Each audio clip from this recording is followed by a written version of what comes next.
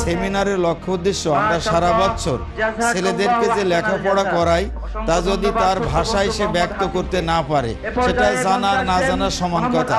তাই আমাদের প্রতি সপ্তাহে ছাত্রদেরকে বাংলাতে, ইংরেজি, আরবিতে আমরা এই অনুষ্ঠানকে আরও দেখাচ্ছে প্রাণবন্ত করার জন্য এলাকার কমিটি, এলাকার শিক্ষিত বিভিন্ন প্রতিষ্ঠানের প্রধান তাদেরকে আমরা আমন্ত্রণ জানিয়েছি আজকের এই অনুষ্ঠানে যোগদান করার জন্য।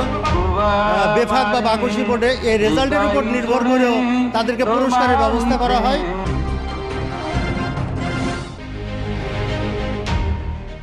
কুষ্টিয়া তথা বাংলাদেশের কওমি মাদ্রাসার অন্যতম ধর্মীয় শিক্ষা প্রতিষ্ঠান কুষ্টিয়া সদর আলাপুর ফজলুল উলুম কওমি মাদ্রাসা শিক্ষার গুণগত মান, মাদ্রাসার সৌন্দর্য বর্ধন ও অন্যান্য বৈশিষ্ট্যতা অর্জন করাই ইতিমধ্যে প্রতিষ্ঠানটি খুলনা বিভাগের মধ্যে দ্বিতীয় স্থান অধিকার লাভ করে।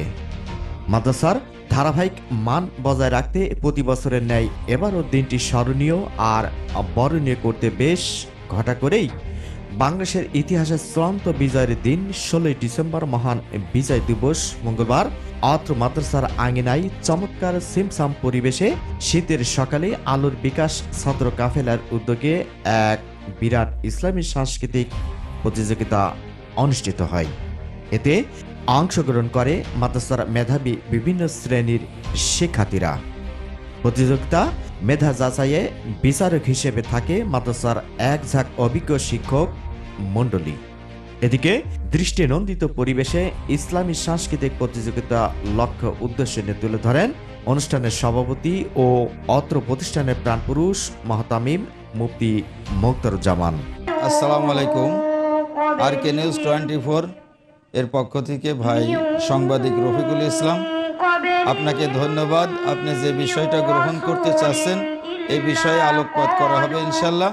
আমার নাম মুফতি মোক্তারুজ্জামান, বাড়ি বড় আইসারা, কুষ্টিয়া সদর, কুষ্টিয়া। অনুষ্ঠান যেটা আমাদের বার্ষিক যেটা হইতেছে এটা আমাদের অতীতেও হয়ে আসছে। আমাদের এই প্রতিষ্ঠানের একটা ছাত্রদের একটা শাখা আছে আলোর বিকাশ ছাত্র কাফেলা।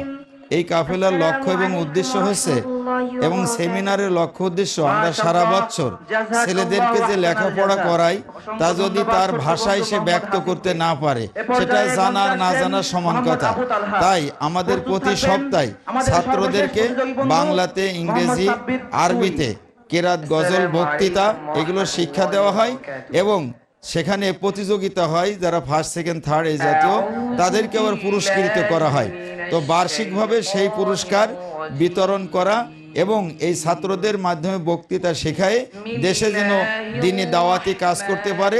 তাদের বক্তৃতার মাধ্যমে মানুষ যেন সন্তানদেরকে মাদকমুক্ত পরিবেশে রাখতে পারে এবং দিনী শিক্ষায় শিক্ষিত করে সোনার বাংলা গড়ার জন্য সোনার মানুষ তৈরি করতে পারে। এটাই আমাদের এই সেমিনারের লক্ষ্য উদ্দেশ্য। কথা বলেন মাদ্রাসার সুযোগ্য সাধারণ সম্পাদক শাহিদুজ্জামান টেটু।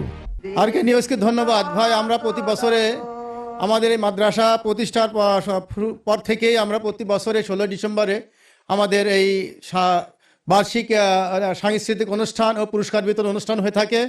তারই আলোকে আজকে 16 ডিসেম্বর এবং আজকে যে 16 ডিসেম্বর বাংলাদেশের আজকের এই বিজয়ের দিনে আমরা প্রত্যেক বছর এই অনুষ্ঠানটা করে থাকি এবং বিজয় দিবসকে স্মরণ করার জন্য মাদ্রাসার ছাত্র সহ প্রত্যেকেই দেখাচ্ছে এবং এই আমরা এই অনুষ্ঠানকে আরও দেখাচ্ছে প্রাণবন্ত করার জন্য এলাকার কমিটি, এলাকার শিক্ষিত বিভিন্ন প্রতিষ্ঠানের প্রধান তাদেরকে আমরা আমন্ত্রণ জানিয়েছি আজকের এই অনুষ্ঠানে যোগদান করার জন্য।